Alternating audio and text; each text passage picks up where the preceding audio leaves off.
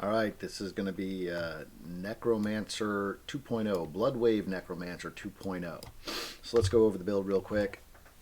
I posted a video before. Everything is pretty much the same. Haven't changed a whole lot of anything, except I added a gem here so that our Agility, Corpse, Mastery, Weapon Mastery, Wrath, and Incarnate skills deal 25 times increased damage to hexed enemies. So I just did that to do it to get an extra damage boost. But the ring also has given me 12.5 cold resistance. I'm no longer using the sacrilegious ring, which auto casts Corpse Explosion for me. I am manually casting it at this point in time. And then I came across this little ability here that I did not know was there before, this Apogeic Furor. The ring gave me maximum life, so I was like, okay, I'll take that. But then on top of that, I was able to get my ultimate cooldown reduction and blood attack speed increase on there. So I still need to level it up through masterworking. But the aspect, casting an ultimate skill increases your ultimate damage by 9.6 times, multiplicative. We get it maxed out, we can get it to 10 times. Up to currently 96 times multiplicative. And then at 10 stacks, your cooldowns and this bonus are reset. So that's kind of nice because it, not only increases the damage of our ultimate skill, which is Bloodwave, which is what we're attacking with, but it helps with the cooldowns. So our cooldowns on the ultimate will be a little bit faster. Now I finally got all of my gems, or not my gems, sorry, my Paragon glyphs leveled up to 100 for all the ones that I'm using.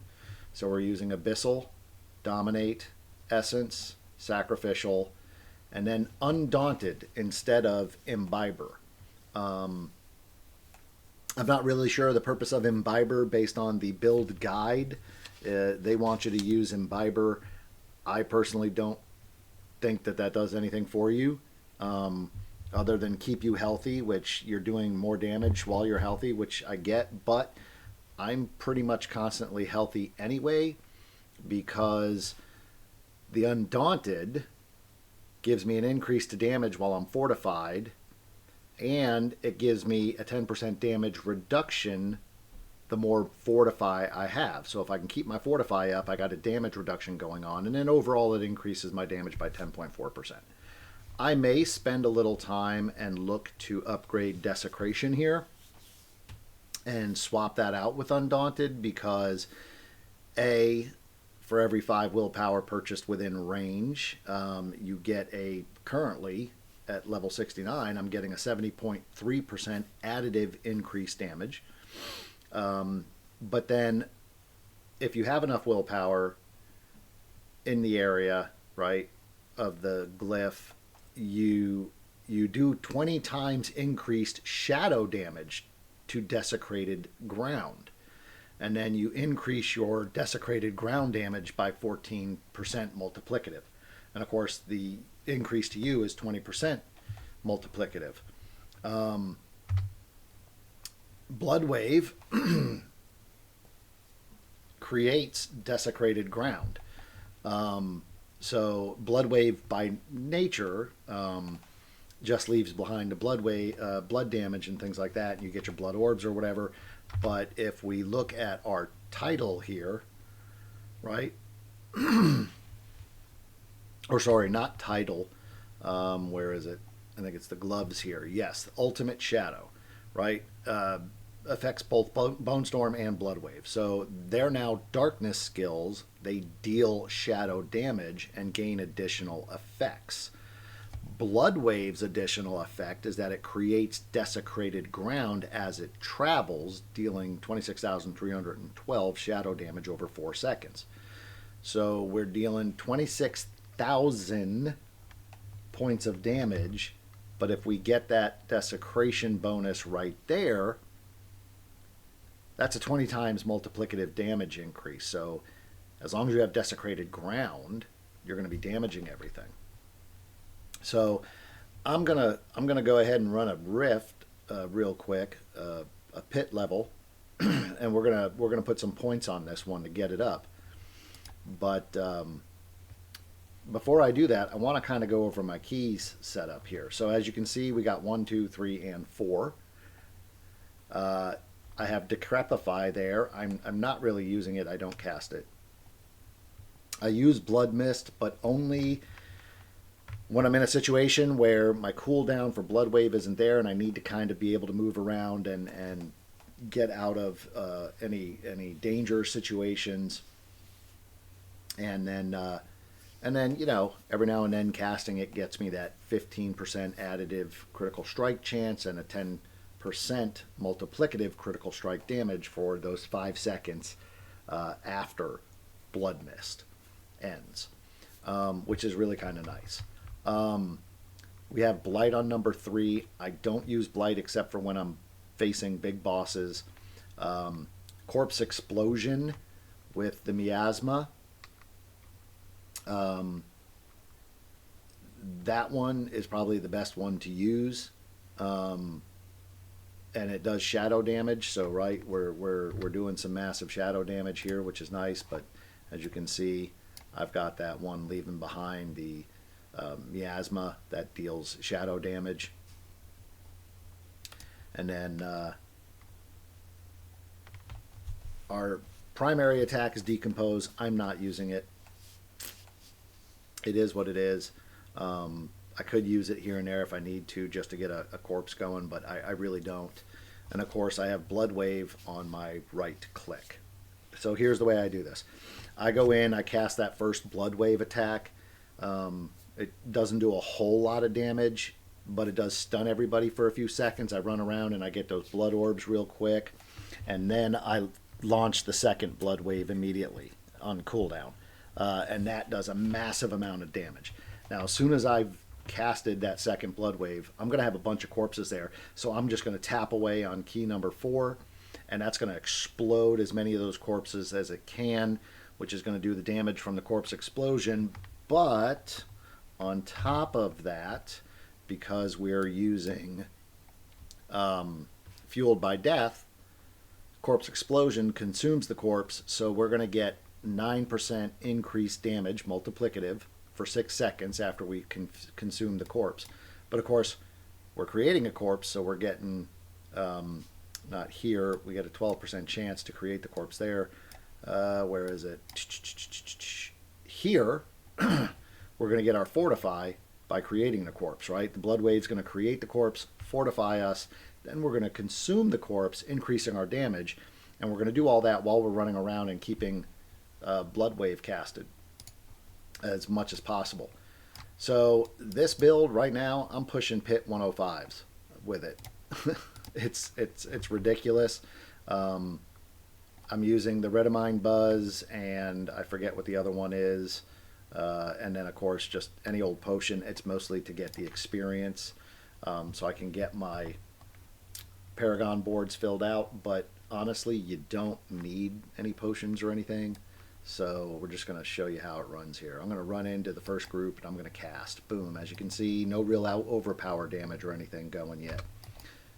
Now that we've got that casted, and we get our cooldown, now we're getting our overpower damage. And we start tapping that corpse explosion. As soon as I launch the Bloodwave, I'm on corpse explosion, and everything just dies. And you can see I'm getting fortified, right? My fortify pops up, boom.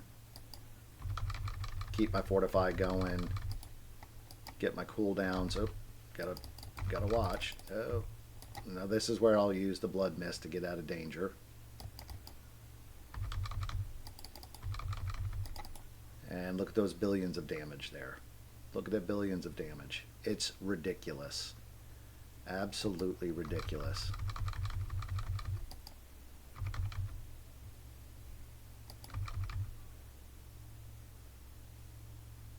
Oh, I did not get enough blood orbs.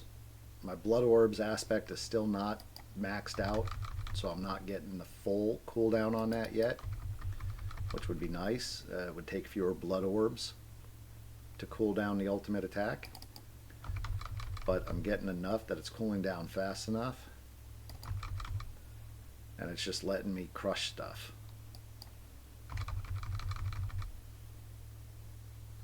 I mean, again, this is a pit 105.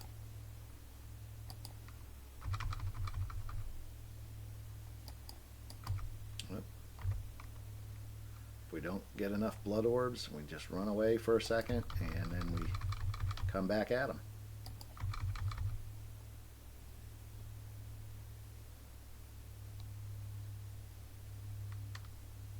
Come on, group up, and there we go. Give me some blood orbs. There we go.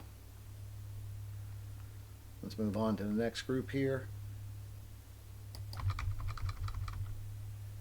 Get our blood orbs. And we're going to move on to the next group here.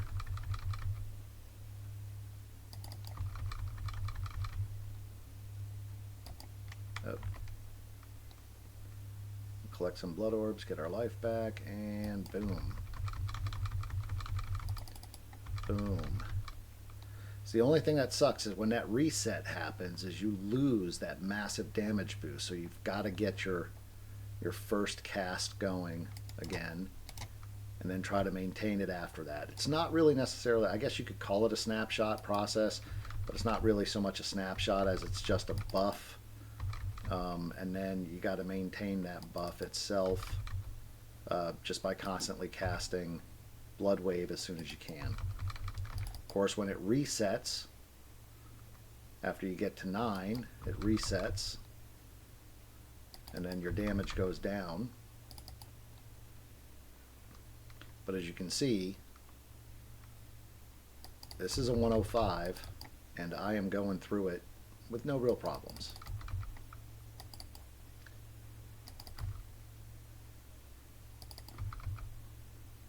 And we're hitting for billions.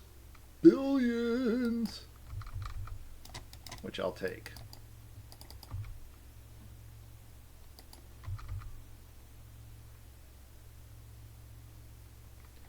One or two casts of the Bloodwave, pretty much. If I can destroy enough corpses as I get my cooldowns, I can keep that attack going. 10.2 billion, you see that? Let's get into another group here. It's just decimating. Bloodwave for the Necromancer this season is something else.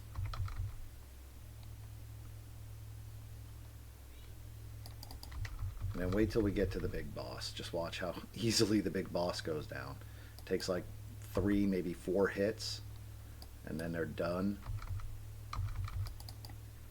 And I'm just using the same pattern on the boss. I get in. Oh, did not get enough on the cooldown there. I don't really feel like going back, so we'll just wait. And there we go.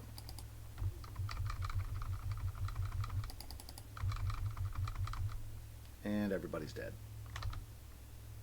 Pick up the blood orbs, get my life back, get some cooldown going. Get into a big old mob here. There we go. Cast and corpse explosions. Cast, corpse explosions. Keep my damage up. Try to collect those blood orbs as well, because the blood orbs also increase your damage multiplicatively on this build. So we want to try to keep them up. But you got to be able to move from group to group fairly quickly. So I recommend, if you have an Air of Perdition helm, you wear that, especially if it has a boost to movement speed. So that's where I hit him with the Blight, and then I cast, and we'll do some corpse explosions here. Cast again. Mother's Judgment's going to be a little bit tough, but she'll go down. I'm not too worried about her. And there you go. Pit 105 with the Necromancer, Bloodwave Necromancer 2.0. as I'm calling it. I think this Desecrated Ground may give me even more damage. I mean, we're getting a 15% multiplicative to the Desecrated down. So when the enemy's into damage, that's going to increase the damage. And then, you know, while you're standing in your own Desecrated Ground, every Bloodwave you cast is going to be 20% more damage, multiplicative. So I'm thinking damage-wise, this is going to be a pit push version if I switch it over to Desecration. But that's going to lose me on the defense side. That's the one thing currently I'm not really stoked about on this build, is my defense. Without the Redamine Buzz and a few of those other things, my stats here will drop. The minute these incenses wear off, my resistance stats are going to drop. And so I need better resistance. Part of that is going to come from the board itself, the Paragon board. So once we get where we need to be, I need to get up here, get some more resistance to all elements, and increase that, right? Resistance to elements, resistance, and resistance. I'm not too worried about the armor. My armor is where it needs to be, and that's great. I'm more concerned about the resistance to elements, and boosting that up. I may even come down here and boost shadow resistance as well. I might, depending on where we're at afterwards, come down and get some shadow damage over time, because the Desecrated Ground is doing shadow damage. I don't know if I'll have enough to come for poison resistance. I'm trying to go for everything that's resistance all first, like this here. Resistance all. And increase anywhere on the board where I can increase my resist to all. Especially if the resist to all is within range of a glyph that has a bonus to rare nodes within range, because it will increase the damage. As you can see here, I'm doing 223.5% damage while fortified. So as long as I can stay fortified, then I'm doing mass amounts of damage. As you can see here, right, I also got 163.5% damage while fortified, 381.5% overpower damage, right? All of that because I'm meeting the requirements on the dexterity here. So just crazy amounts of damage that this is doing. But right now it's the resistances that are killing me. I don't have enough resistances to anything. I could probably put a point in here and get some extra maximum life, because the more max life you have, the higher your fortify is. So I may do that as well. But definitely, I think, go look at my other video that goes more in detail over the build and the different things that I'm using. Eventually, I'm going to lose this Blood Mist triggers corpse explosion aspect, because I'm going to be putting the aura on the boots now that that's maxed out.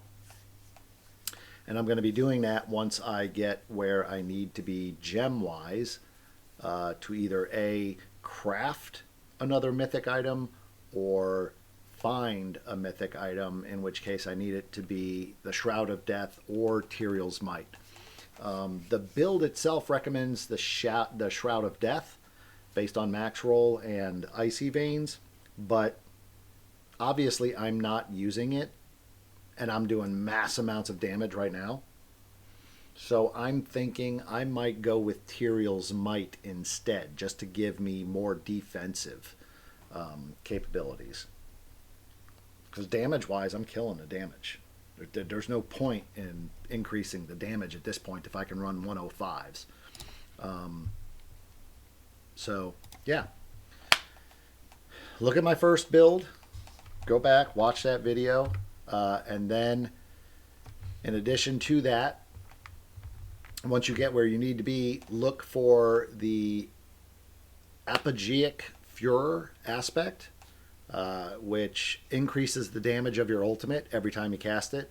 Again, the only downside is to this is once you hit that 10 stacks, you lose that buff, but all your cooldowns are reset. So if your Bloodwave is on cooldown at that time, it will reset, and then you can start building that damage buff again, right? And each time it's just going to keep building up.